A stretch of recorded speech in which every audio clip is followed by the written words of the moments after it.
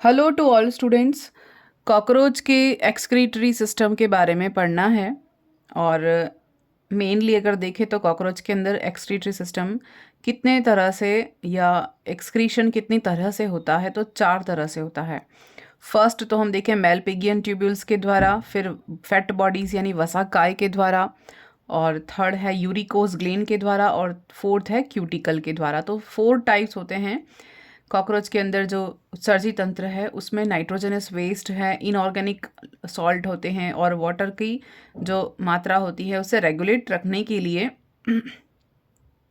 और प्रोटीन के मेटाबॉलिज्म के फलस्वरूप जो नाइट्रोजनस वेस्ट उत्पन्न होता है उसे रिमूव करने के 4 तरीके अपने पास हैं कॉकरोच के पास।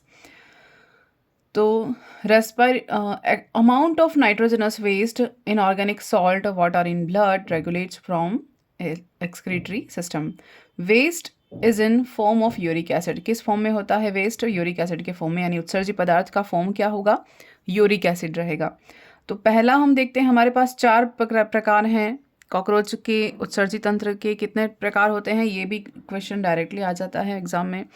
सबसे पहला है मेलपिगियन ट्यूब्यूल्स, दूसरा है फैट बॉडीज, तीसरा है यूरिकोज ग्लेन, और फोर्थ है क्यूटिकल। तो पहला देखते हैं मेलपिगियन ट्यूब्यूल्स। मेलपिगियन ट्यूब्यूल्स या नलिकाएं क्या होती हैं? ये attached to alimentary canal at anterior end of hindgut. ये हमने एलिमेंट्री कैनाल या डाइजेस्टिव सिस्टम जब पढ़ रहे थे तब डिस्कस किया था कि एलिमेंट्री कैनाल का पार्ट है, लेकिन फंक्शनली ये कौन होती हैं? उत्सर्जी नलिकाएं होती हैं और हिंडगट में प्रेजेंट रहती हैं। Between 60 to 150 tubes arranged in 6 to 8 bundles. Each tubule is about 16 mm long, 0.5 mm in diameter, and Malpighian tubules has 2 functional parts.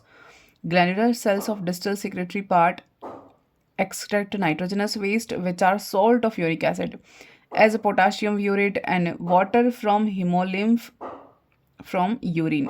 तो जो मेलपिगियन ट्यूब्यूल्स हैं ये कितनी होती हैं संख्या में? 60 to 150 होती हैं और 6 से 8 बंडलों में व्यवस्थित होती हैं। इनका लंबाई देखें तो 16 mm और डायमीटर देखें तो 0.5 mm डायमीटर होता है चौड़ाई। फंक्शनली इसके 2 पार्ट होते हैं, यानी 2 पार्ट में इसका फंक्शन डिवाइडेड होता है, या 2 फंक्शन हम कह सकते हैं। पहला तो है glandular cells of distal secretory part, यानी जो ग्रंथिल पार्ट होता है, दूरस्थ पार्ट होता है, वो क्या करता है? स्त्राव करेगा। किसका?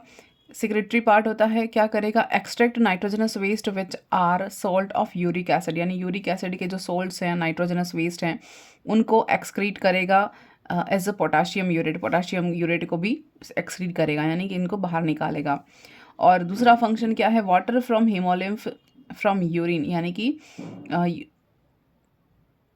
Water from haemolymph from urine ये एक्सक्रीट करेगा। हीमोलिम्फ से पानी को यूरिन के फॉर्म में बाहर निकालेगा। Urine flow towards proximal absorptive part which reabsorb certain salt bicarbonate potassium. अब क्या करेंगे? ये जो यूरिन है वो प्रॉक्सिमल पार्ट में फ्लो होता है और एब्जॉर्ब हो जाता है, और उसमें से क्या क्या एब्जॉर्ब होता है? जो रीअब्जॉर्प्शन है वो क्या होगा? कुछ लवणों का, महत्वपूर्ण लवण जो होते हैं वापस से पुनः अवशोषित कर लिए जाते हैं, कुछ बाइकार्बोनेट लवण है वो अवशोषित कर ले, और पोटाशियम सॉल्ट भी अवशोषित कर लिए जाएंगे। From Malpighian tubules uric acid moves into ileum by gentle peristaltic waves. तो मेलपिगियन ट्यूब्यूल से जो यूरिक एसिड है वो धीरे धीरे इलियम के थ्रू होते हुए पेरिस्टाल्टिक मूवमेंट के थ्रू रेक्टम से बाहर की ओर निकल जाएगा। ये तो अपने देख लिया हमने मेलपिगियन ट्यूब्यूल्स। दूसरा अपना है फैट बॉडी सेल्स या फैट बॉडीज। ये फैट बॉडीज भी किसकी तरह काम करती हैं? एक्सक्रीटरी सिस्टम की तरह काम करती हैं। तो हीमोलिम्फ या हीमोसिल जो होता है वो हीमोलिम्फ से भरा रहता है। Haemocoel filled up by white tissue called fat bodies. तो हीमोसिल में क्या भरा रहता है? सफ़ेद उत्तक या फैट बॉडीज के फॉर्म में वाइट टिश्यूज भरे रहते हैं। Fat body consist of many cell but only urate cell associated with excretion. तो फैट बॉडीज़ में बहुत सारी सेल्स होती हैं, लेकिन सिर्फ जो यूरेट सेल्स होती हैं वो एक्सक्रीशन से संबंधित होती हैं। This cells are accumulate, produce and store uric acid and urate granules, this mode is termed as storage excretion. तो ये फैट बॉडी के द्वारा यूरेट सेल्स का उत्सर्जन होता है। वो कैसे होता है कि फैट बॉडीज़ में कुछ कोशिकाएं होती हैं, इनमें से जो यूरेट सेल्स होती हैं, यूरेट कोशिकाएं होती हैं, वो किससे एसोसिएट यानी किससे संबंधित होती हैं, ये उत्सर्जन से संबंधित होती हैं। और ये क्या करती हैं, यूरिक एसिड का और यूरेट ग्रैन्यूल्स का स्टोर करती हैं, प्रोड्यूस करेंगी और उन्हें एक्सक्रीट करने में हेल्प करेंगी। तो इनको क्या टर्म दिया है, नाम दिया है स्टोरेज एक्सक्रीशन का नाम दिया है किसको, फैट बॉडीज़ को। इसके अलावा कुछ अदर सेल्स हैं, वो भी देख लेते हैं जो फैट बॉडीज़ के अंदर रहती हैं। Some important fat body cells are, first is trophocyte, दूसरा है ओएनोसाइट और तीसरा है माइसेटोसाइट। ये 3 सेल्स के बारे में पढ़ते हैं। ट्रोफोसाइट्स का फंक्शन क्या है देखते हैं।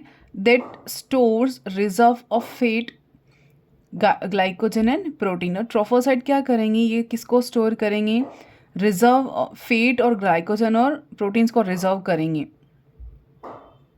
दूसरा है ओएनोसाइट्स, ये क्या करेंगी, that are believed to produce lipoprotein for forming new epicuticle at moulting stage. तो ये ओएनोसाइट्स क्या करेंगी, जब मोल्टिंग होगा तब नई एपिक्यूटिकल फॉर्मेशन के लिए हेल्प करेंगी और उसके लिए लिपोप्रोटीन प्रोवाइड कराएंगी। कौन, ओएनोसाइट। जब मोल्टिंग में जाता है या मोल्टिंग स्टेज होती है, निर्मोचन की अवस्था आती है कॉकरोच के अंदर, क्योंकि जब निम्फ बनता है तो निम्फ के बाद 4 से 5 या 5 से 6 तक मोल्टिंग होती है, उसके बाद एडल्ट फॉर्मेशन होता है। तो इतनी सारी मोल्टिंग के लिए इन्हें क्या ज़रूरत पड़ती है, क्यूटिकल फॉर्मेशन के लिए आवश्यकता पड़ती है। तो उसके लिए लिपोप्रोटीन की आवश्यकता पड़ती है। तो कौन उपलब्ध कराता है, ओएनोसाइट सेल उपलब्ध कराती है, जो कहाँ प्रेजेंट रहती हैं, फैट बॉडीज़ में प्रेजेंट रहती हैं, जिसको वाइट पार्ट भी कहते हैं। फिर माइसिटोसाइट इंपॉर्टेंट है, क्या है, that are filled with bacteroids, these are symbiotic intracellular bacteria association. और हेनरी ब्लॉक जो साइंटिस्ट हैं, दोनों ने क्या बोला है, have shown that these bacteria contributes in the synthesis of amino acid. और दूसरे साइंटिस्ट हैं केलर, उनका क्या ओपिनियन है, that these bacteria can break down uric acid to remobilise its nitrogen. यानी क्या कह रहे हैं, माइसिटोसाइट का फंक्शन क्या है, ये जो माइसिटोसाइट्स कोशिकाएं होती हैं उसमें कौन रहता है, बैक्टीरियोइड्स रहते हैं। ये बैक्टीरियोइड्स सिम्बायोसिस में रहते हैं, यानी सहजीवी बैक्टीरिया होते हैं जो कि इन कोशिकाओं के साथ रहते हैं। और हेनरी और ब्लॉक जो 2 वैज्ञानिक हैं, उनका मानना है, उन्होंने यह देखा कि ये बैक्टीरिया किस में कंट्रीब्यूट करते हैं, अमीनो एसिड के फॉर्मेशन में कंट्रीब्यूट करते हैं, यानी कि ये भी एक्सक्रीशन में हेल्प करेंगे। एक और वैज्ञानिक है केलर्स, ये क्या कहते हैं, इनका ओपिनियन है कि bacteria can break down uric acid, यानी यूरिक एसिड को ब्रेक डाउन करने में मदद करते हैं कौन, ये बैक्टीरिया, और नाइट्रोजन के रिमोबिलाइजेशन में हेल्प करते हैं। 2 अपन ने देख लिया एक्सक्रीशन में। अब तीसरा अपने पास है यूरिकोस ग्लैंड। ये सीधा सीधा क्वेश्चन आता है, ऑप्शन में तो 4 देंगे और उसमें से आपको पूछ सकते हैं, सीधा है, सिंपल है, लेकिन हमने डिटेल भी देखा है। अगर यहाँ से इंटरनल या डीप क्वेश्चन आ जाए कि ओएनोसाइट्स क्या हैं, ट्रोफोसाइट्स क्या हैं, माइसिटोसाइट्स क्या हैं, तो ये हम कभी नहीं पढ़ते हैं, इतना डीप तक हम कभी नहीं जाते हैं, कोई नहीं पढ़ता है, ना कोई पढ़ाता है। इसीलिए यहाँ पर मैंने एक एक चीज़ को मेंशन किया है।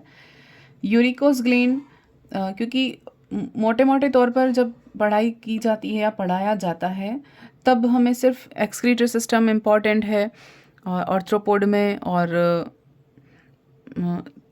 किसी किसी एनिमल्स में जो इम्पॉर्टेंट चीज़ें होती हैं वो बता दी जाती हैं, लेकिन इतनी डीपली कोई नहीं बताता। तो यहाँ पर जो 4th पार्ट है उसको भी देख लेते हैं। इन तीनों सेल्स के बारे में भी हमने देख लिया, इसको हम स्टोरेज एक्सक्रीशन कह सकते हैं, फैट बॉडीज़ को, ये भी हमने देख लिया। और फिर देखते हैं यूरिकोस ग्लैंड, क्योंकि ये जब आप डिटेल में एक बुक की एक एक लाइन पढ़ते हैं तभी आपको ये सब चीज़ें पता चलती हैं, अदरवाइज़ नहीं पता चलती हैं।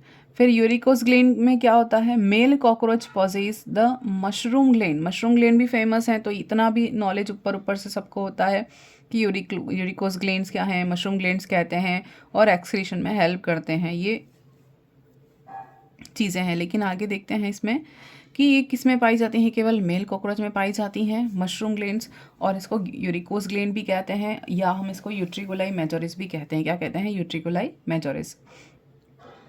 जब हमने मेल रिप्रोडक्टिव पार्ट देखा था, तब भी यूट्रिकुलाई मेजोरिस और यूट्रिकुलाई दो हमने देखे थे, आप लास्ट वाले वीडियो में देख सकते हैं।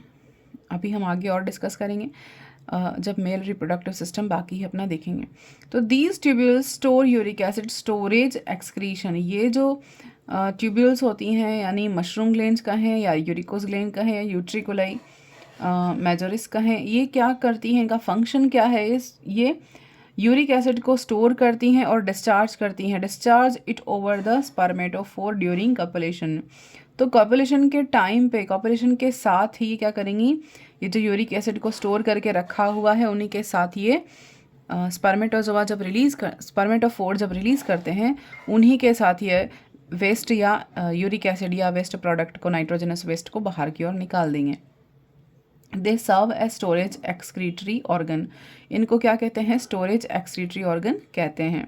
Between mating and as active excretory organ during copulation, यानी कि ये कब होगा, ये मैटिंग के दौरान, और जब एक्सक्रीटरी ऑर्गन एक्टिव होता है या ये ड्यूरिंग द कॉपुलेशन ये प्रोसेस होगी, यूरिकोस ग्लैंड से जब वेस्ट प्रोडक्ट बाहर निकल रहा है वो, क्योंकि ये जो पार्ट है ना, ये यूट्रिकुलाई मेजोरिस, ये किसका पार्ट है, ये मेल रिप्रोडक्टिव ऑर्गन का पार्ट है। अब आगे देखेंगे क्यूटिकल्स के द्वारा एक्सक्रीशन, तो कैसे होता है देखते हैं। Nitrogenous waste material deposit on cuticle, the cuticle eliminated with its shedding at each mould.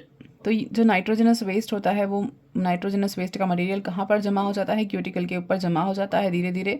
जब ये क्यूटिकल शेड होती है या जब मोल्टिंग होती है तब उसके साथ जो वेस्ट प्रोडक्ट हैं वो त्याग दिए जाते हैं।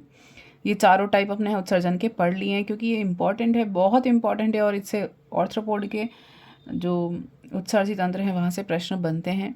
अब देखते हैं क्यूटिकल के बाद हम पढ़ेंगे